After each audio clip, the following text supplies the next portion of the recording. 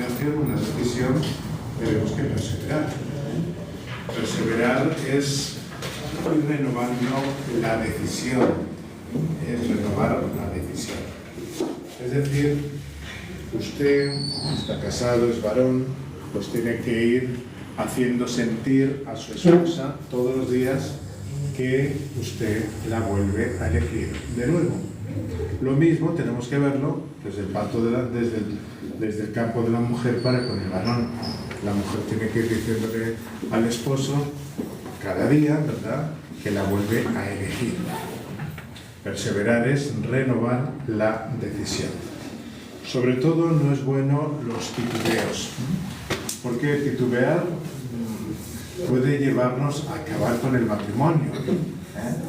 También poníamos ahí algunos ejemplos, ¿no?, de que a veces agarran a las mujeres, esto es muy típico de ellas, más típico de ellas que de ellos, ¿verdad? Y agarran al marido medio dormido, de repente le preguntan de sopetón, ¿no? Y si volvieras a nacer, ¿te casarías conmigo?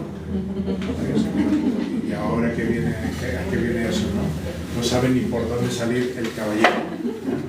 Entonces por ahí, según lo que responda, ya está preparada ella con sus puños, ya tiene ahí preparada la batalla y la pelea, ¿no? Primera pelea del día, ¿no? Bueno, perseverar es siempre elegir todos los días. Elegirse mutuamente, digamos, todos los días, y eso tiene que ser un camino hermoso, y es lo que le va dando solidez al matrimonio. Por supuesto, nos vale también para nosotros los consagrados, para nosotros los sacerdotes. El sacerdote, pues todos los días tiene que decirse: estoy consagrado al Señor. La mujer o el varón que han determinado su vida por el camino de la vida religiosa, de la vida consagrada, pues todos los días tiene que decirse al mismo: he escogido a Cristo como Señor. Al matrimonio pues le puede ayudar mucho el palpar su anillo, ¿verdad?, matrimonial, ¿no? Recuerda lo que eres, ¿no? Igualito que al consagrado, ¿no? Por eso al consagrado le hace mucho bien llevar siempre su hábito, ponérselo, porque así ya toma conciencia de la situación que tiene en su vida, ¿no? Entonces, Cristo es mi Señor, es mi modelo, es mi camino, y esto lo tenemos que decir todos los días. Bueno, eso es perseverar. ¿Qué significa todo este proceso de vocación en el matrimonio? Pues este proceso de vocación significa que la persona que está a tu lado y las personas, digamos los hijos, que han nacido de esa unión, atención al dato, que esto es muy importante, fueron llamados por Dios. Fueron llamados por Dios. O sea que es muy interesante que los cónyuges se miren de esta manera diferente. Es decir, el esposo mira a la esposa como llamada por Dios para hacer un camino conmigo. Dios la ha puesto a mi lado, es la vida adecuada para escribir historia conmigo. Y viceversa, ¿verdad? Claro, eso nos permite, Dios me la ha dado, entender a la pareja, al cónyuge, como un regalo que viene de Dios. Bueno, en este momento yo creo que algo así comentamos la otra vez, siempre me viene a mí a la memoria el caso de San Francisco de Asís, que cuando él empieza a hacer aquel acto heroico, ¿no?, de separarse de la familia allí, incluso con testimonio de todo el pueblo, ¿verdad?, de Asís, pues finalmente él va a aquella iglesia y le van llegando personas que quieren vivir como él. Él no se esperaba eso, ni mucho menos, ¿no? Él había hecho ese paso para encontrarse con su Padre del cielo, ya que parecía que el Padre de la tierra le estaba despreciando. Pero ahora de repente el Papá Dios le estaba enviando hermanos. Y eso es lo que responde realmente Francisco de Asís: el Señor me ha dado hermanos. Los toma como un regalo. Bueno, pues esto es lo mismo que se tiene que vivir también en el matrimonio. El regalo de la esposa, el regalo del esposo, el regalo de los hijos. Vamos a irnos ahora al libro de Tobías, que nos va a dar una aportación bien interesante, como siempre suele suceder, que abrimos la Sagrada Escritura. El libro de Tobías vamos a buscar el capítulo 8 los versículos que van del 1 al 8. Entonces, Tobías 8, del 1 al 8. Siempre lo leemos.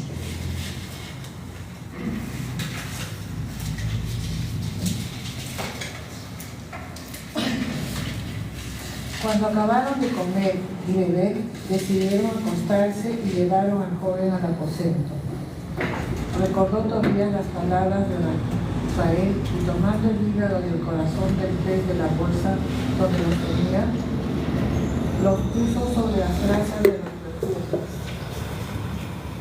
El olor del pez expulsó al demonio, que escapó por los aires hacia la región de Egipto. Fue Rafael a su alcance, lo ató de pies y manos y en un instante lo encadenó. Los padres salieron y cerraron la puerta de la habitación.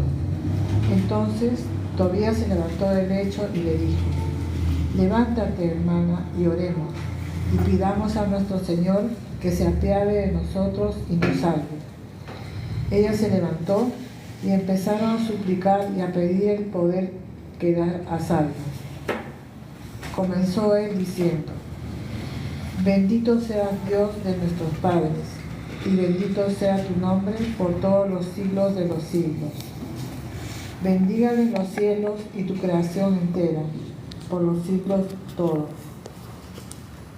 Tú creaste a Adán y para él creaste a Eva, su mujer, para sostén y ayuda y para que de ambos proviniera la raza de los hombres. Tú mismo dijiste: no es bueno que el hombre se halle solo. Hagámosle una ayuda semejante a él. Yo no tomo a esta mi hermana con deseo impuro, mas con recta intención. Ten piedad de mí y de ella, y podamos llegar juntos a nuestra ancianidad. Y dijeron a coro: amén, amén. O sea que aquí nos explica la unión entre Tobías y Sara, su esposa, con unas historias muy interesantes que se cuentan en los capítulos anteriores, pero lo que queremos subrayar es la oración que hace aquí Tobías, ¿no? ante el lecho, ¿verdad? Una oración donde finalmente lo que dice es: Señor, si yo me uno a esta mujer, no es para satisfacer mis pasiones, es para fundar un hogar en el que se bendiga tu nombre. Entonces Tobías siente que esta mujer, Sarita, ¿verdad?, es un regalo de Dios. Así como le diste a Adán, Eva, su mujer, un regalo. Le diste el regalo de la esposa. Finalmente la bendición de Dios que es sobre ellos, y Tobías es el primer esposo que tiene Sara que no muere.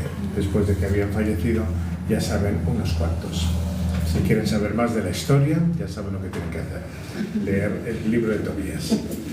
Bueno, entonces cuando empezamos a mirarnos como regalos, empezamos a sentir que fue Dios el que quiso mi hogar. Fue Dios el que quiso esta familia mía. Y esta familia es una bendición de Dios. De este modo también se viven de otra manera las tempestades que pueden llegar al matrimonio, porque van a llegar, ¿no? Las tempestades que llegan a todo proceso vocacional.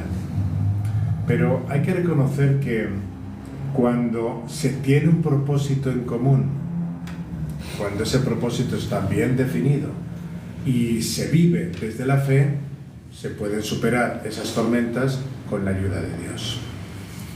No olvidemos que un matrimonio, una familia, está unida en la vocación de Dios que recibió por el sacramento.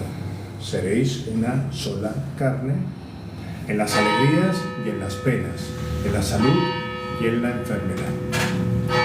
Entonces eso no simplemente significa nos queremos, sino que tenemos un proyecto común y tenemos una determinación de llevar a cabo un ideal cristiano con esta familia, evidentemente según Dios nuestro Señor.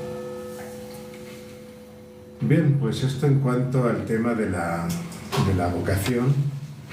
Creo que ya hemos dicho algunas cositas que pueden ayudar, eso espero. El catecismo, en el punto que estamos ahora comentando, que hemos dicho que era Ese mismo. Nos decía ese punto que hay 3 niveles, o sea, se están sugiriendo 3 niveles en los cuales se sustenta la relación entre la familia. Y los planteamos diciendo que eran sentimientos, afectos e intereses, era uno, un propósito común, del cual hemos hablado este tema precisamente de la vocación, y el tercer punto que era una cooperación diligente. Es el tercer punto, o la tercera expresión que utiliza el catecismo en este aspecto. En ese sentido es lo que vamos a tratar de explicar o decir algún comentario en este momento. La cooperación diligente. La cooperación diligente, cuando lo está poniendo ahí el catecismo, es que es un punto también relevante, porque puede ser que se den personas que tengan ideales muy claros, o sea, matrimonios que tengan los ideales cristianos compartidos bien definidos, pero puede faltar la cooperación diligente, puede faltar. O sea, no vale con tener solo las ideas claras, no vale con tenernos mucho afecto, mucho cariño, tenernos también respeto. Hace falta además, dice el catecismo, una cooperación diligente, poner manos a la obra, en una palabra, ¿no? Eso significa que hay que tener capacidad de sacrificio, capacidad de olvidarse uno de sus egoísmos, capacidad de olvidarse uno de sus derechos, de ponerse a disposición del otro, sobre todo también de tener una mortificación interior profunda.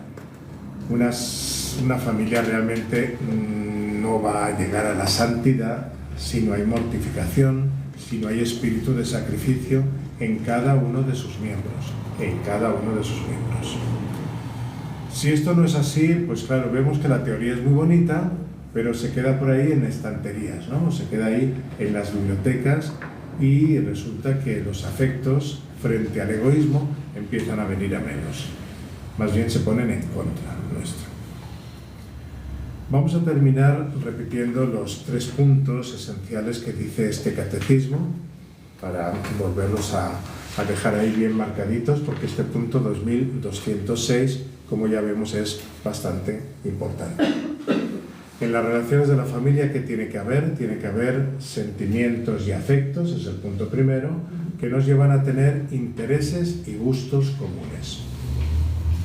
También tenemos el segundo punto, que son el propósito común, un ideal común, una meta que nosotros estamos persiguiendo y en torno al cual todos los miembros de la familia nos unimos.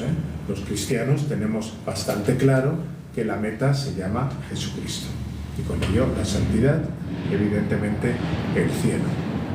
Y hemos dicho en el último término, en el último punto, la cooperación diligente, que no vale con ser solamente afectivos, hay que ser también efectivos, con capacidad de sacrificio, con capacidad de negarnos a nosotros mismos para entregarnos a los demás. De lo contrario, ese ideal de la familia, por muy claras que tengamos las ideas y por mucho que nos queramos, sirve de poco si no hay disposición a ordenar nuestra vida. Me sacrifico en pro de la familia. Insisto en estos 3 puntos porque muchas de las cosas que vamos a ver a continuación, en la cual quizá no nos vamos a explayar tanto, dependen de estos presupuestos que está poniendo aquí el catecismo. Nosotros llevamos ya un tiempito contemplando el 4.º mandamiento. El 4.º mandamiento en la exposición del catecismo es un poquito larga. Va desde el punto 2197 hasta el punto 2257. Si tienen un catecismo a la mano, ahí lo podrán comprobar. Y el catecismo divide esa exposición en 5 puntos. El artículo 4.º mandamiento aprovecha para poner ahí, digamos, la doctrina más esencial sobre la familia. Entonces nos habla del primer punto, que es la familia en el plan de Dios, que ya lo hemos comentado harto y tendido. El segundo punto es la familia y la sociedad. El tercer apartado serían los deberes de los miembros de la familia. El cuarto, la familia y el reino de Dios. Y el quinto punto, las autoridades en la sociedad civil. O sea, como finalmente la familia es la célula de la sociedad, como vamos a leer ahora, pues de ahí la sociedad civil, la influencia que tiene, pero primero la trabaja en la influencia o la correspondencia entre familia y reino de Dios y luego en la sociedad civil. Muy bien, pues hasta aquí hemos visto el punto primero, la familia en el plan de Dios. Ahora viene el segundo punto, que es la familia y la sociedad. El segundo punto o apartado del artículo 4, es decir, del cuarto mandamiento, se titula así, la familia y la sociedad, y empieza con el punto 2207. 2207. Vamos a leer y haremos algún pequeño comentario al respecto. Dice así este punto, 2207. La familia es la célula original de la vida social. La familia es la célula original de la vida social. Es la sociedad natural en que el hombre y la mujer son llamados al don de sí en el amor y en el don de la vida.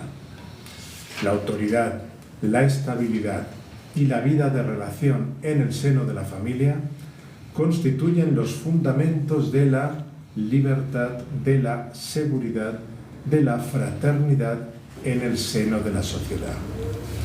La familia es la comunidad en la que, desde la infancia, se pueden aprender los valores morales. Se comienza a honrar a Dios y a usar bien de la libertad. La vida de familia es iniciación a la vida en sociedad. Hasta aquí el punto 2207, que ya nos estamos dando cuenta de que es bien denso.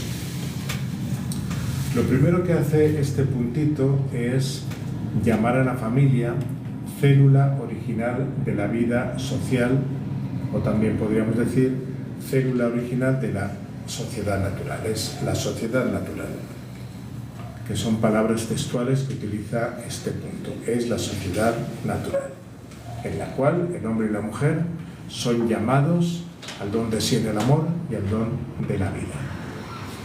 O sea que el catecismo ve a la familia, esta es una de las maneras de ver a la familia, tiene varias, como una sociedad.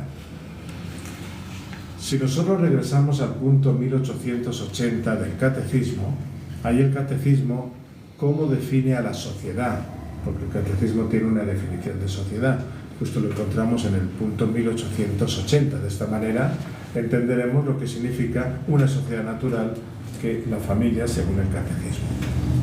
Bueno, pues dice así, punto 1880, una sociedad es un conjunto de personas ligadas de manera orgánica por un principio de unidad que supera a cada una de ellas. Asamblea a la vez visible y espiritual, una sociedad perdura en el tiempo, recoge el pasado y prepara el porvenir. Mediante ella, cada hombre es constituido heredero, recibe talentos que enriquecen su identidad y a los que debe hacer fructificar. En verdad, se debe afirmar que cada uno tiene deberes para con las comunidades de que forma parte y está obligado a respetar a las autoridades encargadas del bien común de las mismas. Esta definición de sociedad pues la cumple perfectamente la familia, se le aplica perfectamente, ¿no? Tiene un principio de unidad que supera a cada uno de sus miembros, es decir, que la familia es más que la suma de sus miembros. Hay un principio de unidad entre nosotros dentro de la familia que nos supera. Y la familia tiene ante todo una unidad interna. De la misma manera se dice esto de la Iglesia. La Iglesia es una sociedad visible, pero también es espiritual y también es invisible. Es el cuerpo místico de Cristo en este sentido, ¿no? Es una realidad espiritual, es decir, que no solo es lo que se ve. Entonces la familia tiene un cuerpo visible, que son los miembros que la forman. Podemos hacer hasta un dibujito de cada uno de ellos, ¿verdad? A veces se ven en los carros esas pegatinas que se ponen, ¿verdad? El papá, la mamá, el niño, la niña, el perro. Ya lo del perro no sé si entra dentro de la familia, pero casi, ¿no? Porque algunos dicen que más vale el perro que da más cariño que los hijos. Bueno, pues por desgracia a veces es así, pero ese no es el ideal. Y de eso no nos está hablando el catecismo. Pero sí que nos está diciendo que es un cuerpo visible, ¿no? Se ve, ¿no?, los miembros que la forman, pero a la vez tienen una realidad espiritual que no es visible. Por eso no hay que tener el escrúpulo en llamar a la familia sociedad, como lo está haciendo el catecismo. De hecho, la auténtica sociedad es la familia. ¿Por qué? Pues porque las sociedades que se han creado después son sociedades que tienen que servir a la familia. Eso sería el ideal. Y que incluso han sido creadas al servicio de esta. Más bien, cuando no se tiene demasiado claro que los gobernantes en sus presupuestos ideológicos tengan esta idea tan importante de que hay que servir a la familia, hay que sospechar por principio de esos gobernantes o de sus ideales políticos, porque eso no está bien, no está bien. Y por eso a veces escuchamos, ¿no? Pues justo acabando la pandemia pudimos escuchar allá en España la ministra de Educación que decía: los hijos no son de los papás, son del Estado. Y nosotros sabemos muy bien cómo los tenemos que educar. Los padres no se tienen que inmiscuir en eso. Bueno, pues ya está claro, ¿no?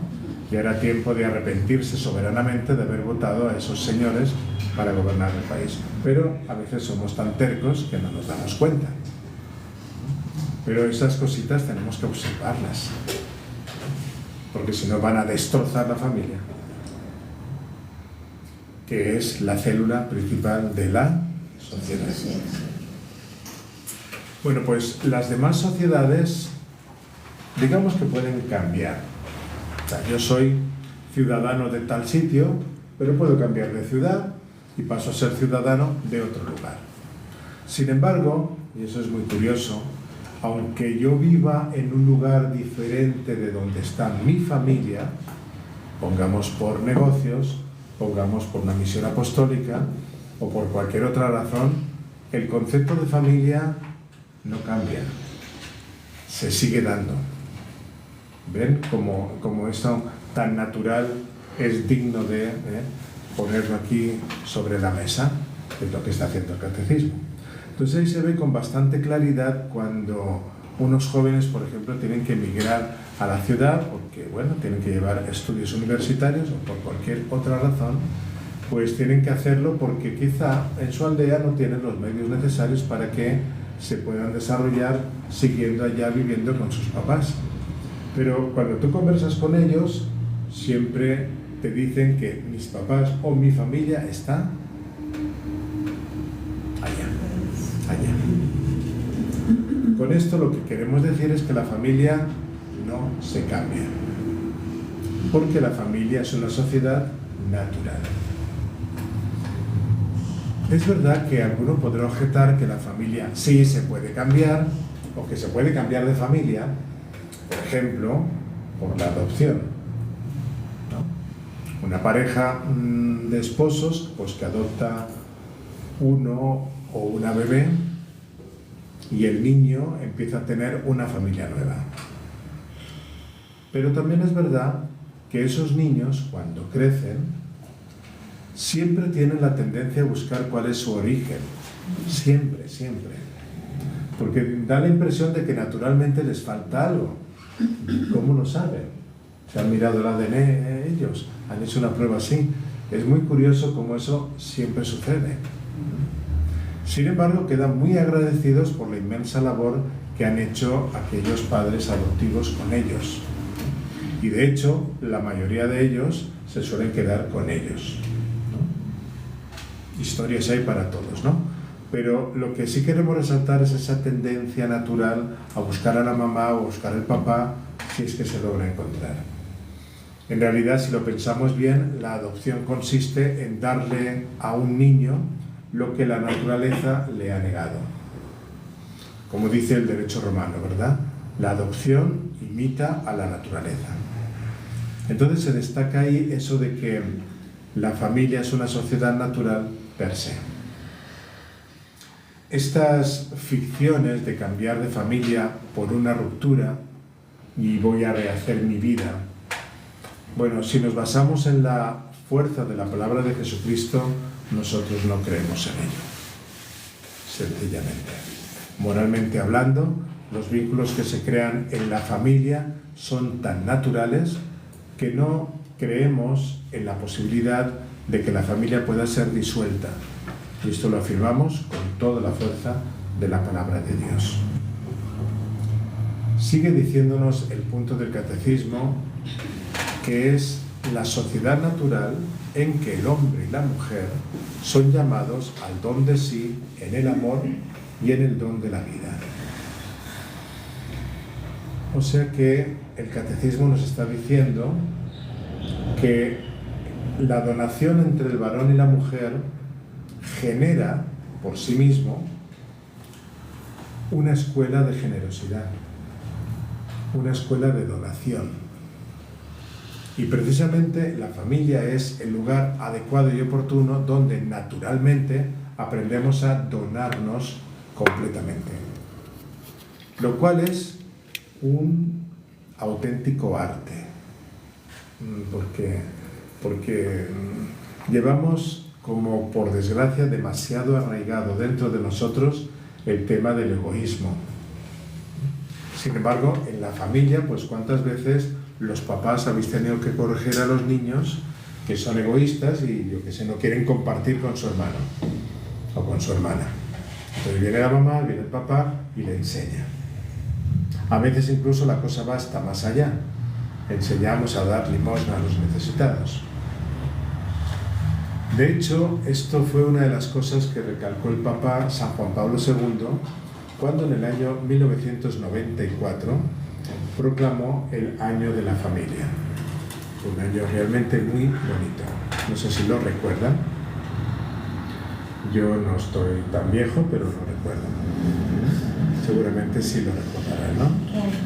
El Papa escribió ahí una carta, estamos en el año 1994. El Papa escribió una carta que vale la pena leerla, carta a las familias, sencillamente la llamó así. Claro, en esa carta ponía la pauta para vivir ese año en honor a la familia y sobre todo siempre teniendo como punto de referencia la Sagrada Familia de Nazaret, como es obvio, ¿no? Y entonces decía, entre otras cosas, vamos a tomar unos parrafitos de ahí porque realmente no tienen desperdicio alguno. Subrayaba el respeto a la entrega a sí mismo, de sí mismo, y la familia como escuela de generosidad. Yo voy a tomar el número 11, por si alguno lo encuentra por ahí, la Carta a las Familias de San Juan Pablo II, y lo quiere retomar o poner bonitos sus apuntes. Dice así: el concilio, al afirmar que el hombre es la única criatura sobre la tierra amada por Dios por sí misma, dice a continuación que él no puede encontrarse plenamente a sí mismo sino en la entrega sincera de sí mismo. Aquí cita la Gaudium et Spes, número 25. Esto podría parecer una contradicción, pero no lo es absolutamente. Es más bien la gran y maravillosa paradoja de la existencia humana. Una existencia llamada a servir la verdad en el amor. Servir la verdad en el amor. Esas frasecitas vale la pena que las apuntemos, porque esa es finalmente la misión que tenemos como hombres en la tierra. Somos capaces de la verdad y somos capaces de amar. Entonces la misión nuestra es servir la verdad en el amor. El amor hace que el hombre, sigo leyendo al Papa, el amor hace que el hombre se realice mediante la entrega sincera de sí mismo. Amar significa dar. Amar significa recibir lo que no se puede comprar ni vender, sino solo regalar libre y recíprocamente. La entrega de la persona exige por su naturaleza que sea duradera e irrevocable.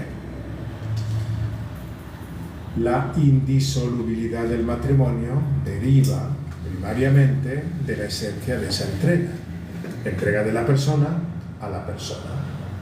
En este entregarse recíproco se manifiesta el carácter esponsal del amor.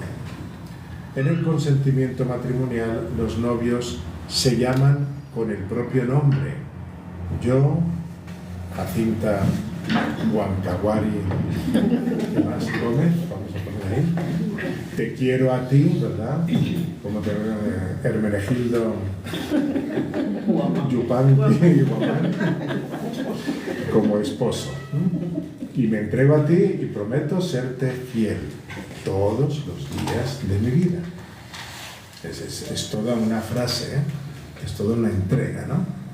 El Papa dice, semejante entrega obliga mucho más, intensa y profundamente, que todo lo que puede ser comprado a cualquier precio. Nadie va a la tienda y sandía te compro por toda la vida. Evidentemente no. El Papa quiere resaltar esto porque es profundo y es lo que no hay que olvidar, ¿eh? Semejante entrega obliga mucho más intensa y profundamente que todo lo que puede ser comprado a cualquier precio.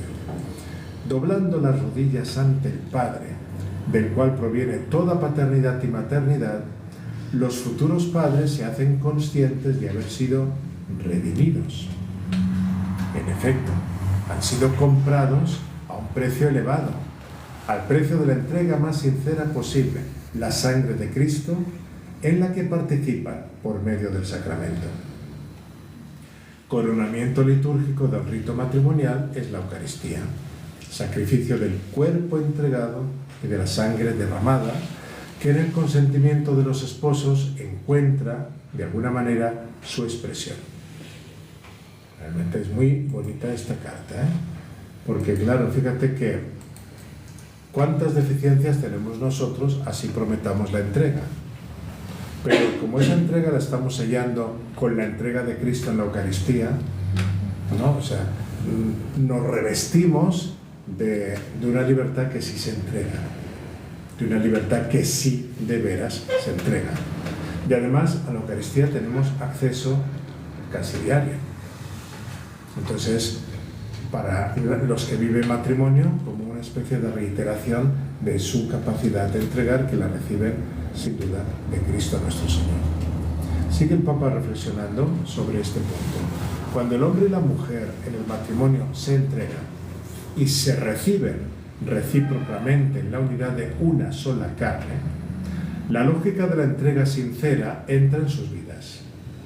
Sin aquella, el matrimonio sería vacío, mientras que la comunión de las personas edificadas sobre esta lógica se convierte en comunión de los padres.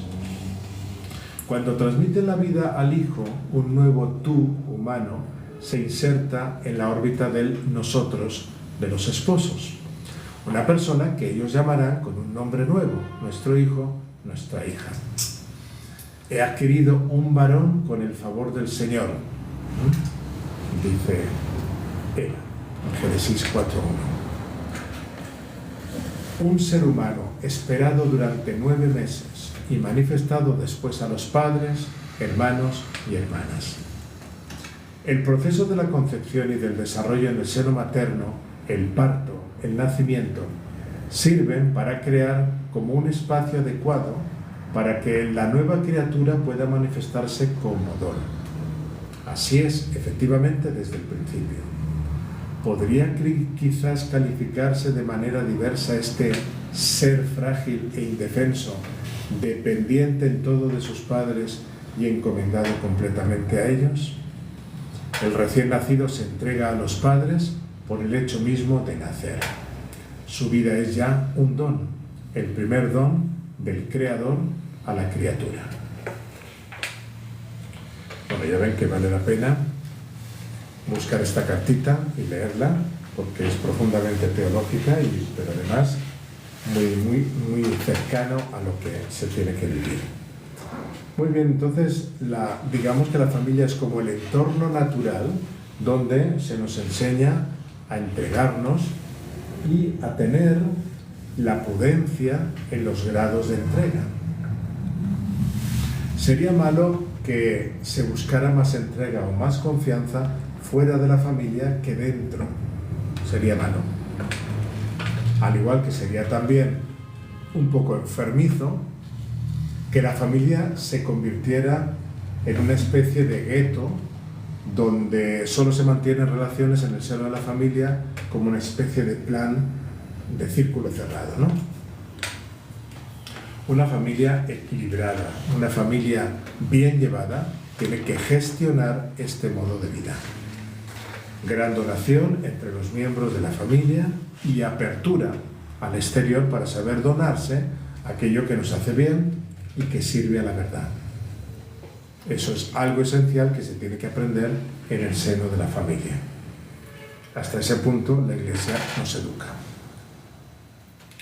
Seguimos leyendo este punto del Catecismo, que hemos dicho que es el punto 2207 y que está abriendo el apartado de la familia y la sociedad.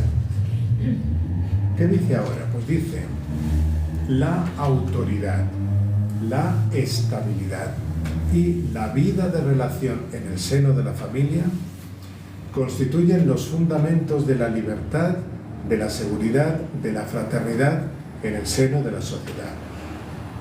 Mucha palabra importante ya aquí, ¿verdad? Yo creo que esta afirmación es digna de subrayar, porque incluso en estos tiempos es un poquito hasta atrevida, podríamos decir, porque se está hablando ahí de 3 derechos importantísimos que tienen su fundamento en la familia y que la familia los presta, por así decirlo, a la sociedad y no al contrario. Esta es la gran verdad que está aquí subrayando el Catecismo. ¿Y cuáles son esos derechos? Pues libertad, seguridad y fraternidad. Libertad, seguridad y fraternidad. Fíjense que podríamos ponerle fecha a la fundación de la familia. ¿Quién sabe la fecha de fundación de la familia?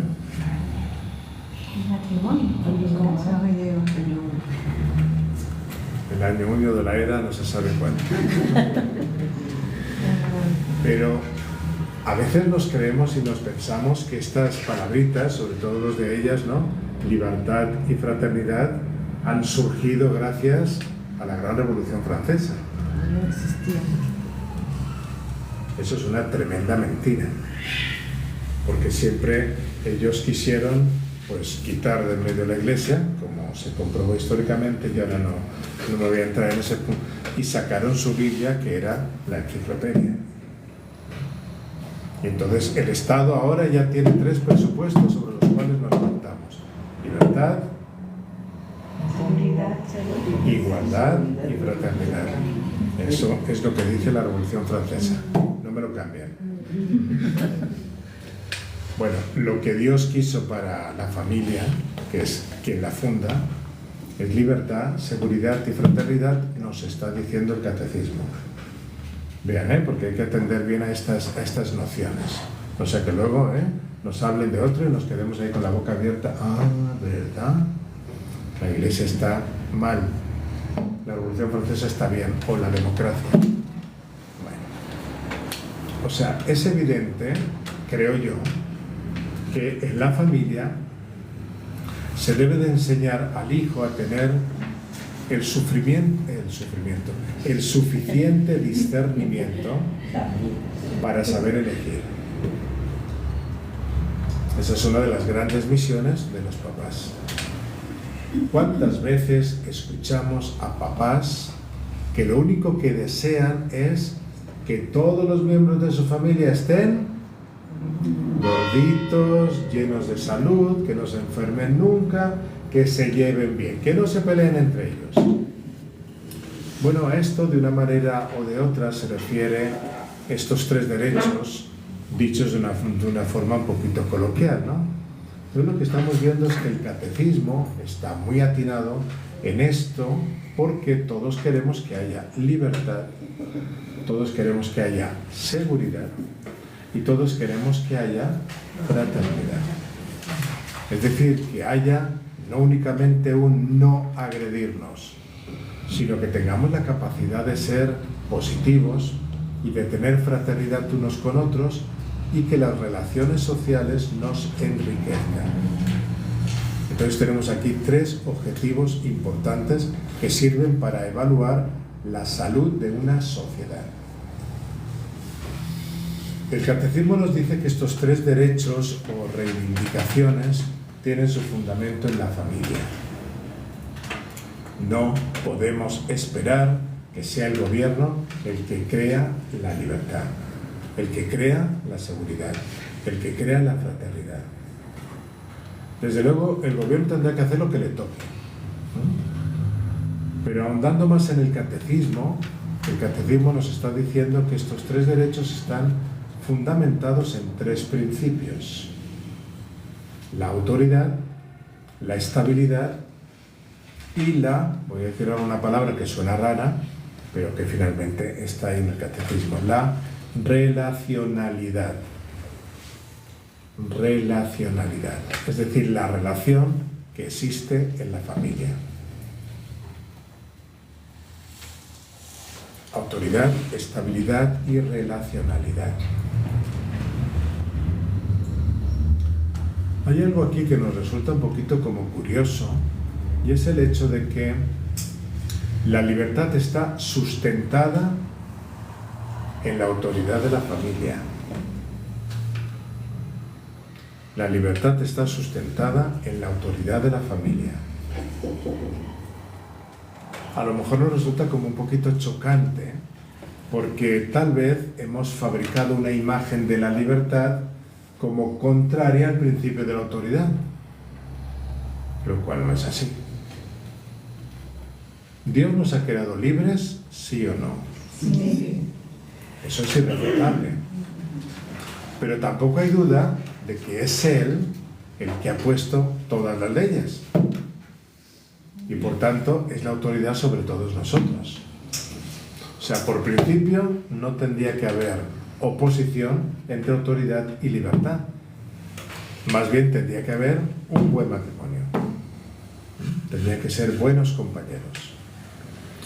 De hecho, partiendo de esa verdad de que Dios mismo ha creado al hombre en familia, entendemos que solamente quien ha recibido en su familia unas pautas educacionales con un sentido de autoridad será capaz de ejercer su libertad. Se entiende que todo esto se tiene que ir mamando desde pequeñito. Porque si ahora a los 18 años te empiezas a acordar, le tendría que haber enseñado que hay autoridad en esta casa y que hay libertad, ya llegaste un poco tarde. Ya llegaste un poco tarde. Entonces, si tenemos un problema grave con la libertad es porque tal vez lo que tenemos es una crisis muy grave del principio de autoridad. Pero sin un buen principio de autoridad no se puede educar bien a un joven, no se puede educar bien a un adolescente, no se puede educar en el ejercicio sano de la libertad. Ahora, si por el contrario no se conoce ese principio de autoridad, no sabrá ser libre. La libertad será para él como una especie de sinónimo de caos. Ante todo porque para elegir bien se precisa tener unos buenos principios, en los cuales mi decisión se puede apoyar. Por eso nos dice el Evangelio una de esas frases que son estupendas, ¿no? La verdad os hará libres. Pero vamos a ir a leer el Evangelio. Vamos a buscar capítulo 8 del Evangelio según San Juan, los versículos 31 y 32. Entonces, Juan 8, 31 y 32.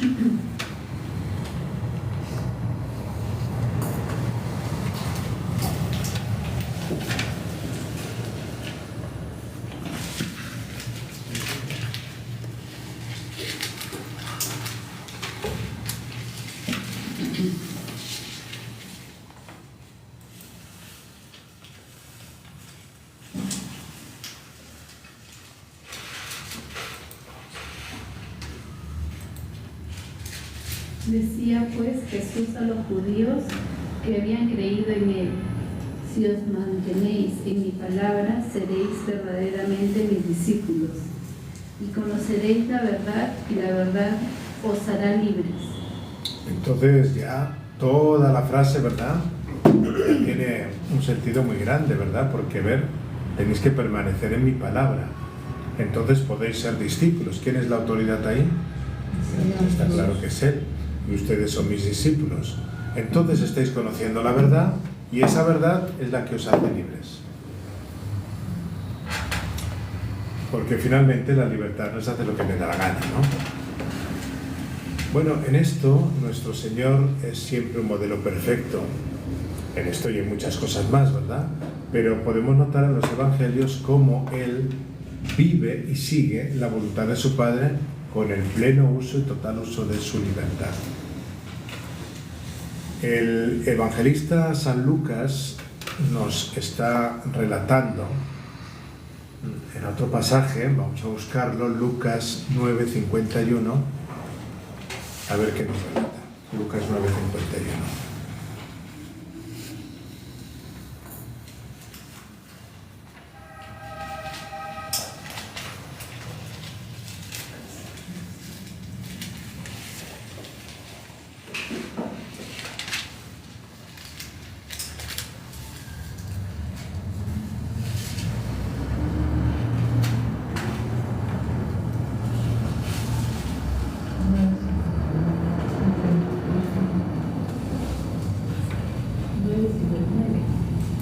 Sucedió que como se iban cumpliendo los días de su asunción, él se afirmó en su voluntad de ir a Jerusalén.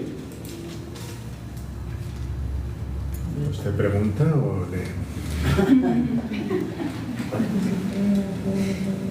Sí. ¿Por qué estamos leyendo eso? Porque él sabe que ir a Jerusalén, ¿qué significa?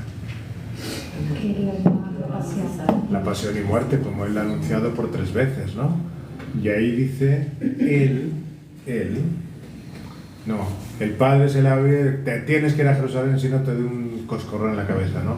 Él se afirmó en su voluntad de ir a Jerusalén. Él está tomando la decisión libremente, desde su voluntad, ¿sí? ¿Se entiende, verdad? Entonces, en esa expresión decididamente, podemos vislumbrar ahí la libertad de nuestro Señor. Él sabe que en Jerusalén lo que le espera es la muerte de cruz. Pero en obediencia a la voluntad del Padre, se entrega a sí mismo por amor.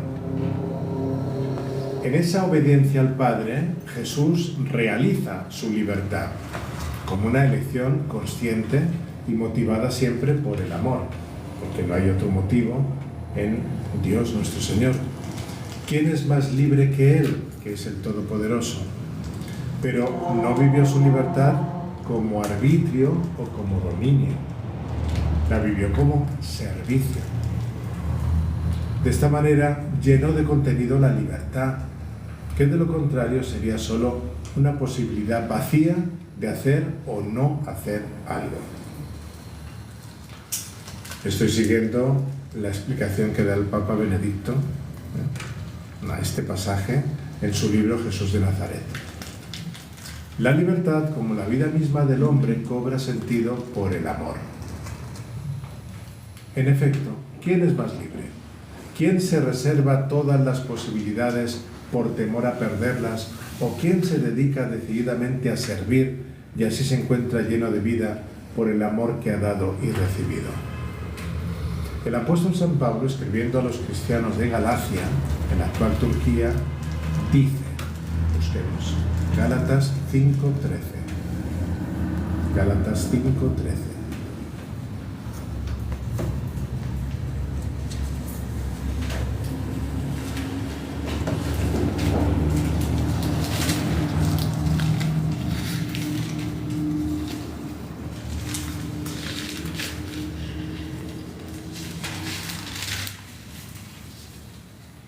Ustedes, hermanos, han sido llamados a la libertad, pero no tomen de esa libertad pretexto para la carne.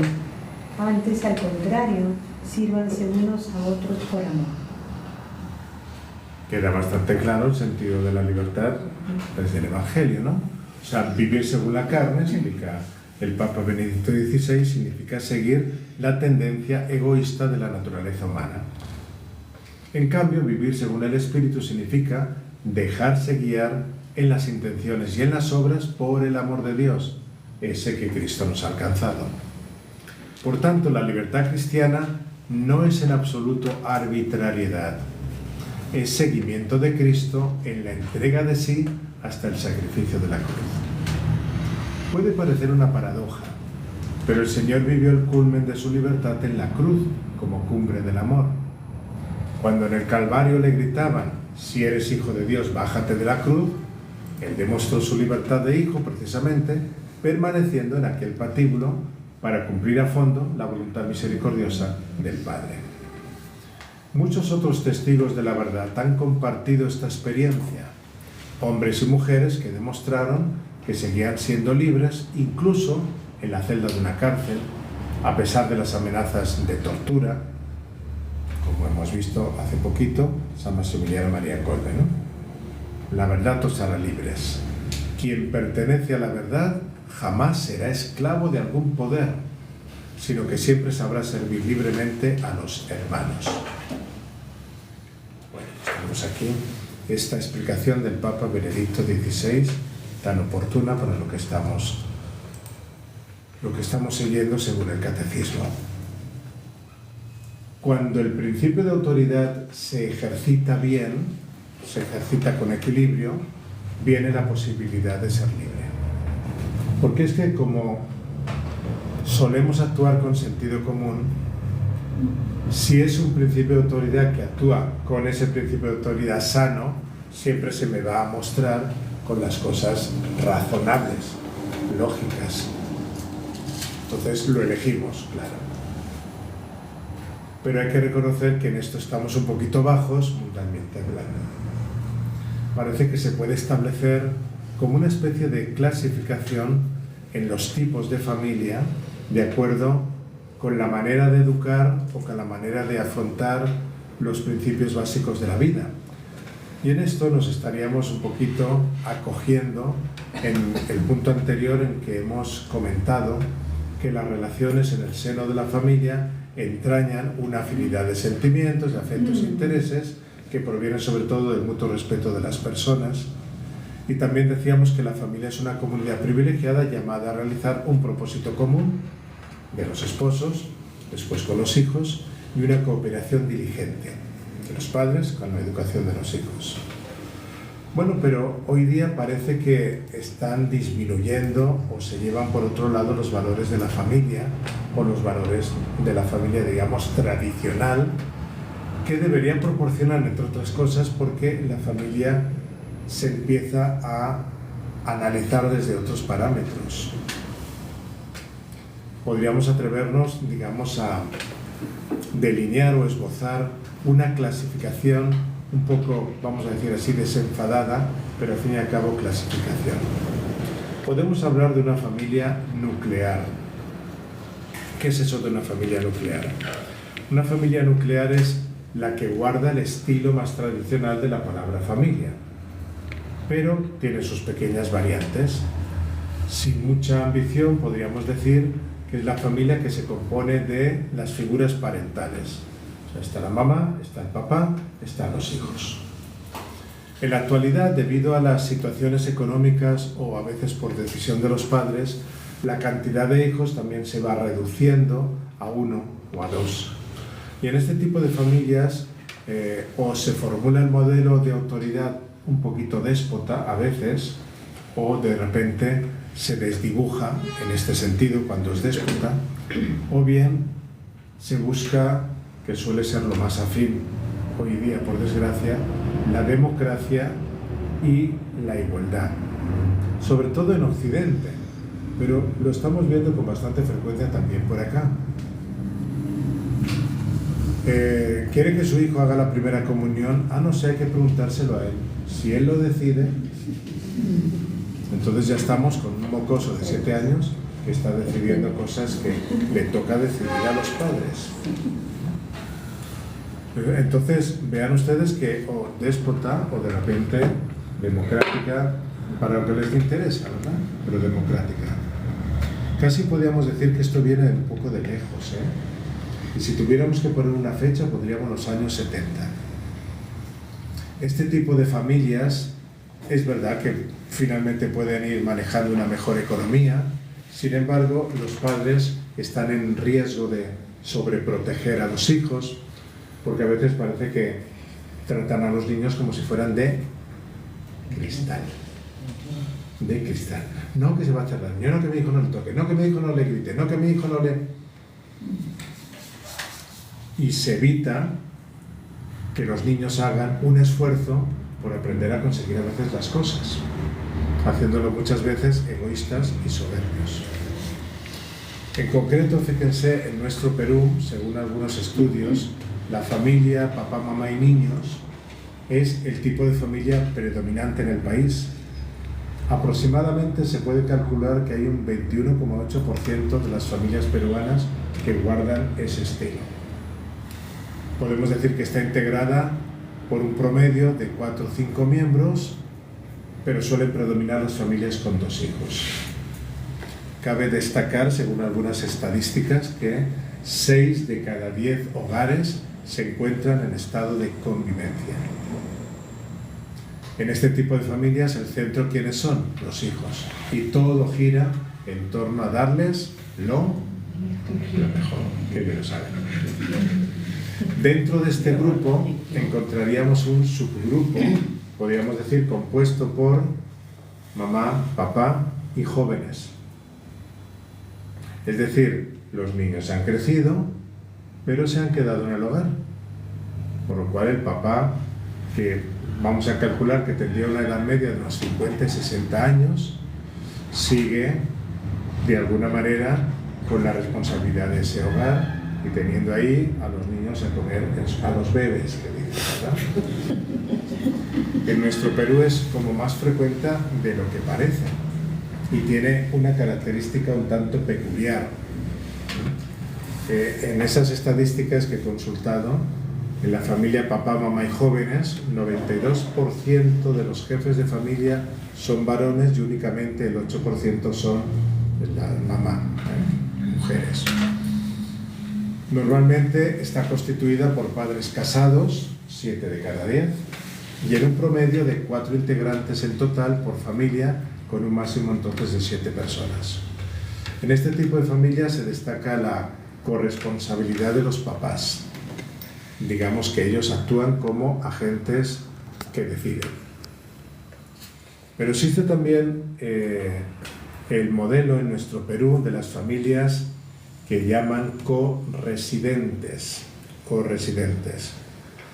¿Qué es eso de familia corresidente? Pues está integrada en un promedio por un grupo de 3 personas que viven en el mismo espacio.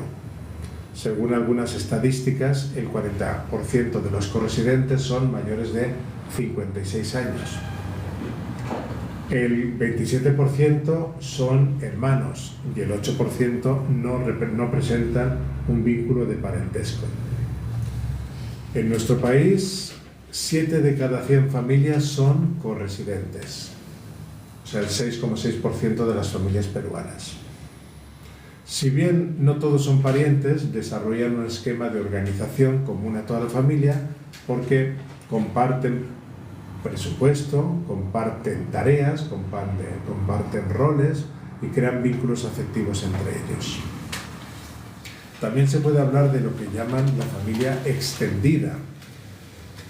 La podemos describir como esa familia nuclear que cuenta con subsistemas, como conyugal, parental, filial, fraternal, es decir, familias numerosas donde conviven, además de la familia nuclear, papá, mamá, hijos, los abuelos, los tíos, los primos. ¿No? ¿Se entiende, no? Familia extendida. Entonces, ese tipo de familia, por la naturaleza de su constitución, ofrece mejores condiciones para socializar, enseñando a los más pequeñitos valores como tolerancia, amor, respeto, cuidado de los demás, entre otros. Bueno, se supone. Aunque a veces, por demasiada afluencia de personas, puede desmejorar la educación y la transmisión de los valores. En el Perú, la familia de pareja, hijos y otros parientes comprende el 11,7% de las familias peruanas.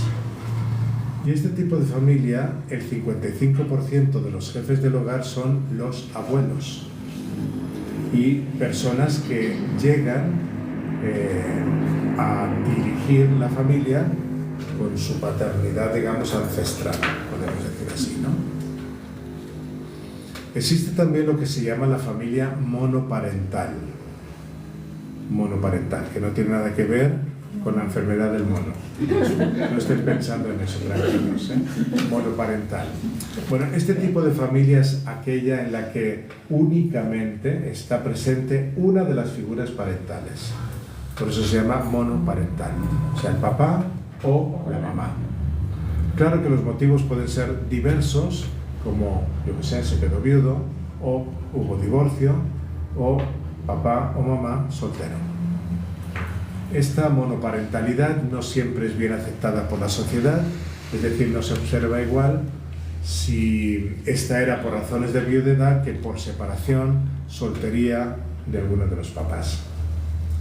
A partir del siglo XIX inicia un periodo de liberalización, sin embargo, la connotación psicológica que resulta de los hijos de este tipo de familias no se puede negar. Está trayendo demasiados problemas al campo educativo. Siempre se extraña la figura parental que no está. El papá ausente o la mamá ausente. Otra situación importante ahí suele ser la economía, porque en la actualidad, tal y como nos movemos, pues suele ser bastante difícil que una sola persona lleve toda la responsabilidad, digamos, económica o monetaria, ¿no? Lamentablemente las familias monoparentales van en aumento, lamentablemente. Ya sabemos que pueden darse en dos direcciones, mamá sola con hijos o papá solo con hijos. La modalidad de mamá sola con hijos es el segundo tipo de familia más frecuente hoy día en el Perú y representa el 18,8% de las familias peruanas. El estado civil de la mamá es el de separada. El promedio de edad de las madres de esas familias suele ser 53 años y su foco de atención, ¿cuál va a ser? Los hijos, está claro. Su principal fuente de ingresos, ¿cuál es? Un trabajo normalmente independiente. Papá solo con hijos no está bien. Papá solo con hijos no está bien. Papá solo con hijos no está bien.